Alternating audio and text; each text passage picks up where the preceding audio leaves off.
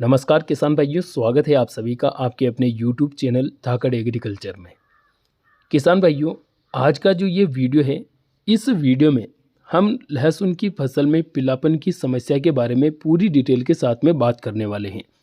यानी कि आपकी फसल में चाहे किसी भी कारण से पीलापन आ रहा है, हर कारण के बारे में समाधान इस वीडियो के अंदर हम लेकर आए हैं। चाहे कोई सी भी समस्या हो, हर समस्या का समाधान आपको इस वीडियो के अंदर मिलने वाला है।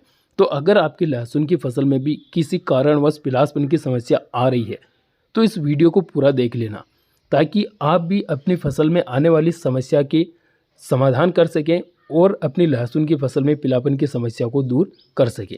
तो पूरी जानकारी के लिए आप वीडियो को अंत तक देखें ताकि आपको सारी जानकारी समझ में आ जाए। और किसान भाइयों, वीडियो स्टार्ट करने से पहले अगर आपने अभी तक चैनल को सब्सक्राइब नहीं किया है तो नीचे स्क्रीन पर सब्सक्राइब का बटन है, उसे दबाकर चैनल को सब्सक्राइब कर लीजिए। और किसान भाइयों, इस वीडियो को ज़्यादा से ज़्यादा लाइक ज़रूर कीजिए और कमेंट करके बताइए कि आपकी लहसुन कितने दिन की हो चुकी है। बात करते हैं लहसुन की फसल में पीलापन की समस्या के बारे में। सबसे पहले हम बात करेंगे कि लहसुन की फसल में पीलापन की समस्या कौन कौन से कारणों से आ सकती है।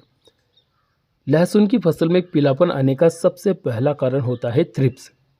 जी हाँ किसान भाइयों, अगर आपकी लहसुन की फसल में थ्रिप्स की समस्या आ जाती है तो थ्रिप्स जो होता है वो पत्तियों के बीच कट लगाता है, पत्तियों का रस चूसता है। इस वजह से पत्तियों के ऊपर तक जो पौधे की एनर्जी होती है वो नहीं पहुंच पाती है। इस वजह से पौधे की पत्तियां शुरुआती स्टेज में ऊपर से पीली पीली पड़ती है और धीरे धीरे पत्तियां सूखना शुरू हो जाती हैं।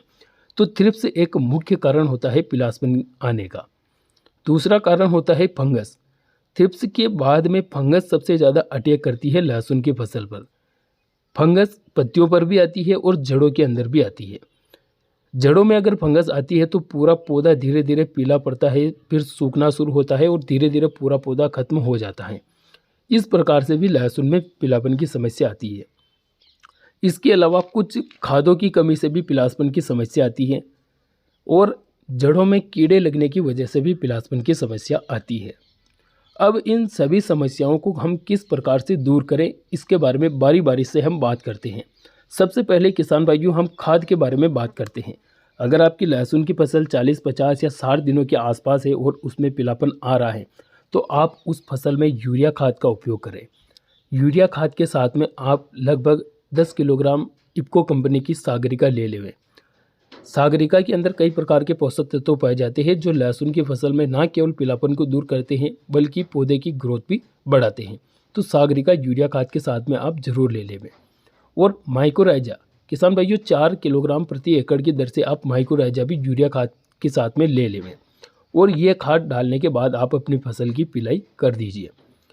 इसके अलावा अगर आपकी लहसुन की फसल में जड़ों के अंदर कोई समस्या आ रही है, जैसे कि कीट लग रहा हो या फिर फंगस लग रही हो, तो इसके लिए आप कीटनाशक और फंगीसाइड का उपयोग जरूर कीजिए।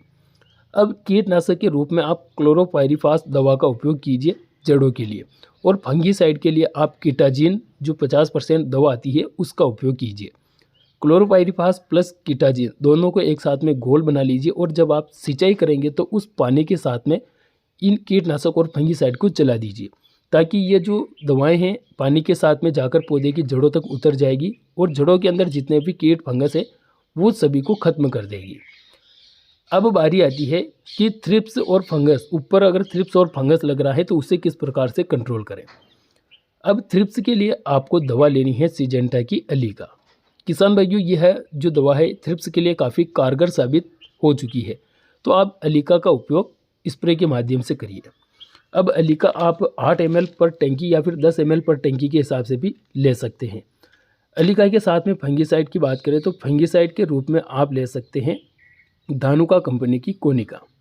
किसान भाइयों, कोनिका एक बैक्टीरियासाइड और फंगीसाइड दोनों का काम करती है, तो इसके अंदर कॉपर ऑक्सीक्लोराइड और कासुगामाइसिन 2 चीज़ें हैं। तो आप कोनिका भी 25 ग्राम प्रति पंप के हिसाब से कीटनाशक दवा के साथ में मिलाकर स्प्रे कर दीजिए, जिससे कि आपकी फसल में फंगस तो खत्म होगी, साथ ही अगर कोई बैक्टीरिया लग रहा है तो वह समस्या भी दूर हो जाएगी। और अगर आपके खेत में जलेबी रोग की समस्या आ रही है तो उसको भी यह दवा कंट्रोल कर लेगी। तो आप अलीका के साथ में कोनिका का स्प्रे कर लीजिए। इसके अलावा किसान भाइयों आप इनके साथ में NPK 19-19-19 या फिर NPK 12-61-0 को भी मिला सकते हैं।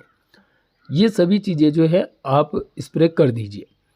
किसान भाइयों अगर आपकी फसल में जड़ों में कीड़ा है तो क्लोरो से और कीटाजीन से कीड़ा और फंगस दोनों जड़ों में ख़त्म हो जाएगी। और ऊपर अगर थ्रिप्स और फंगस है तो थ्रिप्स और फंगस के लिए हम अलीका और कोनिका का स्प्रे कर रहे हैं, तो ऊपर से भी कीट और फंगस दोनों खत्म हो जाएंगे। साथ ही पौधे की ग्रोथ के लिए हम खाद डाल रहे हैं, यानी कि किसी भी कारणवश से अगर पिलासपन की समस्या आ रही है तो वो पिलासपन दूर हो जाएगा। तो आप ये 2-3 तरीके हैं जिनको अपनाकर अपनी लहसुन की फसल में पिलासपन की समस्या को दूर कर सकते हैं। हालांकि आपको सभी चीज़ें अपनी फसल में नहीं डालनी है। जो समस्या आपकी फसल में आ रही है, जैसे कि अगर आपकी फसल में जड़ों में समस्या नहीं है और ऊपर से थ्रिप्स हैं, तो आप केवल ऊपर से स्प्रे कर दीजिए। जड़ों के लिए आप कोई दवा डालने की ज़रूरत नहीं है। और अगर ऊपर अच्छी फसल है और नीचे जड़ों में समस्या आ रही है तो आप फिर जड़ों के लिए ही दवा डालें, ऊपर से स्प्रे करने की ज़रूरत नहीं है। तो इस प्रकार से आपकी फसल के हिसाब से, समस्या के हिसाब से आप उपाय कर सकते हैं। किसान भाइयों इस वीडियो में बस इतनी ही जानकारी थी। उम्मीद रहेगी आपको वीडियो अच्छा लगा होगा। वीडियो अच्छा लगा तो वीडियो को लाइक करें, हमारे चैनल को सब्सक्राइब जरूर करें। धन्यवाद। जय जवान जय किसान।